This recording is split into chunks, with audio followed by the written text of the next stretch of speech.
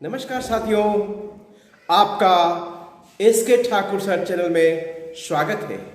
आज हम क्लास 12 के चैप्टर सारणिक के 5वें सत्र में शामिल हुए हैं। इस सत्र में त्रिभुज के क्षेत्रफल का सूत्र सीखेंगे,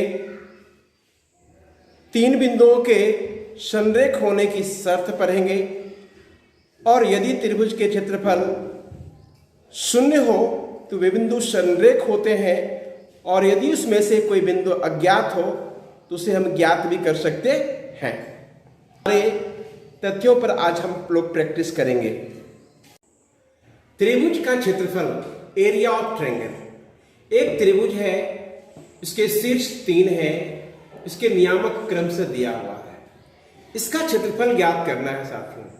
ज्ञात करने के लिए 1/2 लिखते हैं और एक डिटरमिनेंट्स बनाते हैं, x1 y1, x2 y2, x3 y3 और तीसरे कॉलम में 1 1 लिख देते हैं। इसका विस्तार कर दीजिए, जो मान निकल के आएगा वही इसका क्षेत्रफल होगा।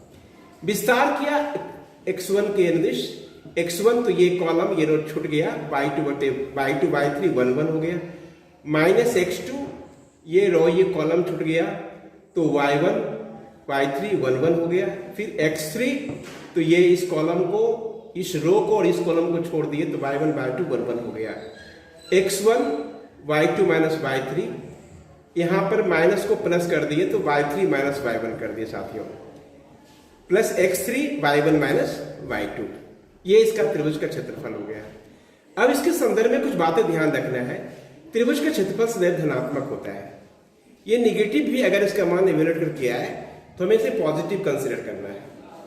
दूसरी बात ध्यान देना है कि अगर त्रिभुज का क्षेत्रफल दिया हुआ हो और सारणिक, तो ऐसी स्थिति में सारणिक को धनात्मक और ऋणात्मक दोनों मानों का प्रयोग किया जाता है। अगर मान लीजिए कि इसमें से आपको किसी तीसरे कोऑर्डिनेट का मान ज्ञात करना और क्षेत्रफल दिया हुआ है, तो क्षेत्रफल को एक बार पॉजिटिव लेंगे और एक बार नेगेटिव लेंगे और फिर तब उस अज्ञात कोऑर्डिनेट को ज्ञात कर सकेंगे। और तीसरा, अगर तीनों बिंदु संरेख हो जाए, एबीसी तीनों बिंदु संरेख हो जाए तो क्षेत्रफल शून्य होता है। एग्जाम्पल 17 पर एक त्रिभुज का क्षेत्रफल ज्ञात कीजिए जिसके शीर्ष ये दिया हुआ है 3 8 माइनस 4 2 5 1। तीसरे कॉलम में 1 1 लिखेंगे। त्रिभुज का क्षेत्रफल पढ़ा है, 1/2 डिटरमिनेंट हो गया, 1/2। अब इसका विस्तार कर देंगे, 3 लिखेंगे तो ये रो, ये कॉलम और ये रो को छोड़ देंगे, तो ये कॉलम को छोड़ेंगे, ये रो को छोड़ेंगे तो 2 1 1 1 हो जाएगा। माइनस 8 ये रो ये कॉलम को छोड़ेंगे, माइनस 4 5 1 हो जाएगा। और फिर 1 लेंगे तो ये कॉलम ये रो को छोड़ेंगे, 4 5 माइनस 4 5 2 1 लिखेंगे। ये 3 हो गया, 2 1 2 माइनस 1 माइनस 8 हो गया, माइनस 4 माइनस 5 1 माइनस 4 5 दूनी 10। 2 में से गया 1 हो जाएगा तो 1 को 3 से गुना करेंगे 3 हो जाएगा। माइनस 5 माइनस 4 माइनस 9 होता है, माइनस 9 को माइनस 8 से गुना करेंगे 72 हो जाएगा, माइनस 14। तो 75 में से 14 चला गया तो 61 हो गया, यानी त्रिभुज का क्षेत्रफल 61/2 वर्ग इकाई होगा साथियों। कुछ दिया हुआ है, इसके नियामक है ए बी और डी, के 0 है। त्रिभुज का क्षेत्रफल, त्रिभुज एबीडी का क्षेत्रफल दिया हुआ 3 वर्ग इकाई और AB से गुजरने वाली रेखा का समीकरण भी ज्ञात करना है। तो पहले 2 प्रश्न इसमें ज्ञात करना है साथियों। तो AB पर कोई बिंदु P मान लेते हैं जिसका नियामक XY है। तो त्रिभुज ABP का जो क्षेत्रफल होगा तो वह 0 होगा, क्योंकि ये बिंदु संरेख है। तो 1/2 ये बिंदु हुआ, ये बिंदु को पहले ले लिए 0 0 1 1 3 1 और XY 1, ये जो P लिया ना XY को लिया। अब ये इसके अनुदिश को विस्तार करते हैं साथियों। तो ये पहले रो के अनुदिश विस्तार के 2 एलिमेंट 0 हो गया, तीसरा एलिमेंट 1 हो गया। ये कॉलम और ये छूट जाएगा तो 1x 3y हो जाएगा बराबर 0, y माइनस 3x बराबर 0, यानी 3x माइनस y बराबर 0 लिखो या y बराबर 3x लिखो या y बराबर 3x लिखते हैं। यही हो गया AB का समीकरण। अब त्रिभुज ABD का क्षेत्रफल अगर लेते हैं तो 3 होता है, 1/2 ये 0 0 ले लिया एक, और 1 3, ये जो में डी का नियामक है 0 1 था, प्लस माइनस 3, ये 2 को उधर भेज देंगे तो प्लस माइनस 6 हो जाएगा साथियों। अब इसको विस्तार करते हैं। पहले रो के अनुदिश 2 एलिमेंट 0 है तो 1 हो जाएगा, ये कॉलम और ये रो को छोड़ेंगे तो 1 के 3 प्लस माइनस 6, ये हो जाएगा 0 माइनस 3 के, 1 में से 0 गया, 1 गुने 0 0 होता है, माइनस 3 के, तो माइनस 3 के बराबर हो गया प्लस माइनस 6, इसका मतलब हो गया 3 दूनी 6, इसका वैल्यू हो गया माइनस प्लस। अतः के का जो वैल्यू हुआ वो 2 होगा और माइनस 2 होगा साथियों। एक्सरसाइज 4.3 का क्वेश्चन नंबर 1 का सॉल्यूशन देखने जा रहे हैं। इसमें त्रिभुजों का क्षेत्रफल ज्ञात करनी है। इसमें क्वेश्चन नंबर 1 में 3 शीर्ष दिया हुआ है, 1 0 6 0 और 4 3। इसकी एरिया ज्ञात करनी है, तो एरिया निकालने के लिए डिटरमिनेंट ग्रुप में अरेंज करते हैं 1/2 1 0 6 0 4 3 और तीसरे कॉलम में 1 1 ले लेते हैं। इसमें 2 एलिमेंट 0 है, इसलिए C2 के अनुदिश विस्तार करते हैं, तो ये माइनस में होगा 1/2 माइनस 3, ये रो छोड़ देंगे, ये कॉलम छोड़ देंगे, 1 6 1 1, तो माइनस 3 1 इंटू 1 हो गया, 6 इंटू 1 6 हो गया, 1 में 6 गया तो माइनस 5 हो गया, माइनस 3 इंटू माइनस 5 होता है 15, 15/2 वर्ग इकाई इसका क्षेत्रफल हो गया साथियों। नंबर 2 है, इसमें 2 शीर्ष दिया, 3 शीर्ष दिया है, 2 7 1 1 10 8, क्षेत्रफल ज्ञात करना है। यही रूल वहां भी लगाएंगे, 1/2 और इसको विस्तार कर देंगे किसी भी रो या किसी भी कॉलम के अंदर। यहां मैंने R1 के अंदर विस्तार किया है, 2 लिखा, 13, ये कॉलम खत्म हो गया, 1 8 1 1 हो गया, -7, ये कॉलम ये रो को छोड़ दिए, 1 10 1 1 हो गया, फिर 1 लिए तो ये कॉलम और इस रो को छोड़ दिए, 1 10 1 8 हो गया, ये 1 गुने 1 1 हो गया, 8 गुने 1 8 हो गया, 7 1 गुने 1 10 गुने 1 10 हो गया, 1 गुने 8 8 10 गुने 1 10 हो गया, 1 में से 8 गया तो -7 हो गया, 2 को -7 से गुना करेंगे -14 हो जाएगा, 1 में 10 गया तो -9 हो गया, -9 को -7 से गुना करेंगे तो 63 हो जाएगा, और ये -2 हुआ। 63 में से 16 घट जाएगा तो 47 हो जाएगा, 47/2 वर्ग इकाई। अब इसी का तीसरा कोऑर्डिनेट दिया हुआ है -2 3 3 2 1 -8, और तीसरे कॉलम में 1 1 ले लेंगे साथियों। एरिया निकालने का वही रूल जो रूल आपने सीखा अभी, वही चीज लगाया, इसको विस्तार कर दिया, -2, ये रो कॉलम छूट गया, 2 -8 1 1, ये -3 था तो यहाँ +3 लिखा गया, क्योंकि ये टर्म माइनस में होता है तो माइनस माइनस प्लस हो गया, 3 1 1 1 हो गया, फिर 1 3 1 2 -8 हो गया, -2 2 + 8, ये हो गया 8 2 10, 10 इंटू -2 -20 हो गया, ये 3 + 1 4 हो गया, 4 3 12 हो गया, और ये -22 गुने 1 -22 हो गया, ये 12 -42 -30 हो गया 15। लेकिन क्षेत्रफल हमेशा प्लस में लेते हैं, धनात्मक में लेते हैं, इसलिए इसका एरिया लिखेंगे 15 वर्ग इकाई। क्वेश्चन नंबर 2 है, इसमें सिद्ध करना है कि ये बिंदु संरेख है, यानी कि इसका क्षेत्रफल निकालें तो 0 आना चाहिए। तो देखते हैं, ए, ये पहला कोऑर्डिनेट हो गया a, b + c 1, b c + a 1, c a + b 1। साथियों, आपने पढ़ा है डिटरमिनेंट्स का रूल पढ़ा है कि किसी एक कॉलम दूसरे कॉलम को जोड़ सकते हैं। कॉलम 1 में फर्स्ट में सेकंड को जोड़ दिया तो a + b + c आ गया, ये भी a + b + c हो गया, ये भी a + b + c हो गया। पहले कॉलम से a + b + c कॉमन निकाल लिया तो 1/2 a + b + c, तो 1 1 b + c c + a + b 1 1। देख रहे हैं क्या, पहला कॉलम और तीसरा कॉलम दोनों आइडेंटिकल है, एक जैसा है।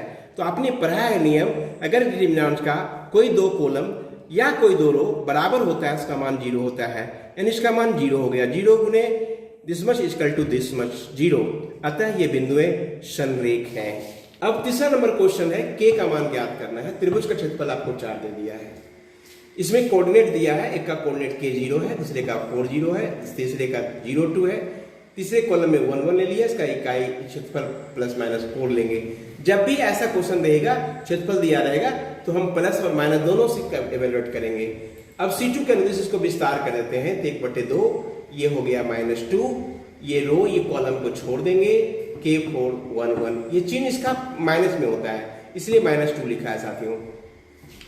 मैं आपको याद दिला दूं, ये चिन्ह ऐसे होता है, plus minus plus minus plus minus plus minus plus, ये चिन्ह प्लस में आया, इसलिए यहाँ पर मैंने प्लस का माइनस आया, इसलिए माइनस का प्रयोग यहाँ किया है। तो ये 2 कैंसिल हो गया तो माइनस हो गया, K -4 प्लस -4 हो गया, ये उधर गया तो माइनस प्लस 4 हो गया, K -4 4 को उधर भेजे तो -4 + 4 या +4 + 4, यानी इससे 0 हो जाएगा, इससे 8 आ जाएगा, तक K का मान 0 अथवा 8 होगा। सेकेंड है, वैसे दिया हुआ है कि इसका क्षेत्रफल दिया हुआ है ±4, मैंने 4 दिया हुआ है तो हम +-4 लिए, कोऑर्डिनेट दिया है -2 0 0 4 और 0 K 1 1, इसको भी वो C1 के अंदर से विस्तार करते हैं, क्योंकि 2 एलिमेंट 0 हो जाता है, 1/2 -2, ये रो ये कॉलम को छोड़ देंगे तो 4K 1 हो जाएगा, +-4 ये 2 कैंसिल हो जाएगा, 4 -K हो गया, +-4 4 -K बराबर हो गया, ये माइनस का चिन्ह उधर भेज दे, -+4 हो गया, यानी इसको इधर ले आए तो 4 + -4 बराबर K, यानी K का मान 4 + 4 या 4 - 4, 8 या 0, अतः K का मान 8 होगा या 0 होगा। क्वेश्चन नंबर 4 का पहला है कि A और B का नियामक हमें दे रखा है और AB का समीकरण मुझे बताना है। तो AB पर कोई बिंदु P मान लेते हैं। साथियों, जब कोई दो बिंदु दिया रहे और उससे होकर गुजरने वाली रेखा का समीकरण ज्ञात करना हो तो उस पर एक कोई बिंदु P मान लेते हैं और इसका नियामक मान लेते हैं कि XY है। तो त्रिभुज ABP संरेख हो जाएगा और संरेख का क्षेत्रफल 0 होता है, तो 1/2 1 2 3 6 और तीसरे कोऑर्डिनेट को XY माने, तीसरा कॉलम को 1 1 लिखते हैं बराबर 0। अब इसका विस्तार करेंगे, 1/2 उधर चल जाएगा, 0 × 2 0 ही हो जाता है, विस्तार कर दिए तो 6y 1 1 -2 3x 1 1 1 3x 6y, तो 6 - y 2 3 - x 3y - 6x बराबर 0, ब्रैकेट तोड़ दिए, 6 - y 6 + 2x + 3y - 6x = 0, 6 cancel हो गया, 3y में y घट गया तो 2y हो गया, 6x में 2x घट गया तो -4x, 2x - 6x बराबर हो गया 4x, तो y - 2x बराबर 0, यानी y बराबर 2x हो गया, अतः AB का समीकरण y बराबर 2x हो गया। साथियों, नंबर है, दो कोऑर्डिनेट दिया है A और B, फिर वैसे ही मान लेंगे इसका समीकरण ज्ञात करनी है, इस पर कोई बिंदु P है जिसका नियामक XY है, इसलिए क्षेत्रफल 0 हो जाएगा और इसको फिर कैलकुलेट करेंगे तो 3y - x बराबर 0 आएगा, यह AB का समीकरण हो गया। साथियों, अब एक क्वेश्चन नंबर 5 है, 3 बिंदु दिया हुआ है और क्षेत्रफल कहता है कि 35 वर्ग इकाई है, तो K का मान ज्ञात कीजिए। तो त्रिभुज ABC का क्षेत्रफल लगाया ±35, जब भी K का मान ज्ञात करना होता है तो क्षेत्रफल का दोनों मान इस्तेमाल करते हैं, धनात्मक और ऋणात्मक भी। 1/2 उधर चला जाएगा तो 35 × 2 हो जाएगा, 35 × 2 70 हो गया। साथियों, तो ये हो गया 2, 4 में से 4 -4 हो जाएगा, 6 5 - K, फिर 25 - 4K, और ये 35 को 2 से गुना कर दिए तो ये हो गया 70, ये भी हो गया 70। उसके बाद ये तो 0 ही हो गया, 30 20 50 हो गया, और -4K - 6K 10K +- 70 हो गया, 50 इसको इधर ले आए, इधर ये प्लस में है तो ये हो जाएगा माइनस में, और माइनस वाला हो जाएगा प्लस में बराबर 10K। एक बार 50 - 70 लिए, एक बार 50 + 70 बराबर 10 के लिए, ये हो गया -20/10 और ये 120/10, यानी कि इसका वैल्यू -2 और 12 हो गया। साथियों, इसमें 4 ऑप्शन दिया है, तो ये चौथा नंबर चॉइस मिलता है, 12 और -2। और एक एक्स्ट्रा क्वेश्चन इसमें डाल रहे हैं साथियों, K का मान ज्ञात करना है, 3 बिंदु 2 3 4k और 6 - 3 संरेख रहा है। तो जब संरेख है ए बी तथा सी संरेख है तो क्षेत्रफल क्या हो जाएगा, 0 हो जाएगा। और जब 0 हो जाएगा तो इतना बराबर 0 लिखेंगे, ये 2 चला जाएगा तो 0 हो जाएगा। यहाँ 2 3 है, 4k है, 6 - 3 है, 1 1 है। अब विस्तार कर देते हैं 2 k - 3 1 1 -3 4 6 1 1 1 4 6 k - 3 k +3 हो गया इंटू 2, ये 3 4 - 6 हो गया, -12 -6 के बराबर 0 हो गया। 2k + 6, ये 4 में से 6 चला गया, या 4 तिया 12 प्लस होती है 18, -12 + 6 के। अब आइए 2k + -6k, 2k - 6 के बराबर होता है -4k। 6 और 18, 18 से 24 होता है, 12 12 24 होता है, 24 में 24 चला गया तो 0 हो जाएगा, यानी k का मान 0 हो जाएगा। साथियों, इस तरह से इसमें k का मान 0 हुआ। अतः इस चैप्टर में इस तरह से आपने त्रिभुज के क्षेत्रफल, संरेख होने की शर्त इत्यादि सीखा है, धैर्यपूर्वक सीखा। हमारे साथ इसी तरह जुड़े रहें। हर चैप्टर का एक एक प्रश्न का सॉल्यूशन आपको सीखने को मिलेगा। आराम से सीखेंगे, आसानी से सीखेंगे। आते हैं अगले सत्र में एक नए टॉपिक्स लेकर के, जो सारणिक का ही 6ठा पाठ होगा। नया उस तब तक के लिए आपसे विदा लेते हैं। धन्यवाद।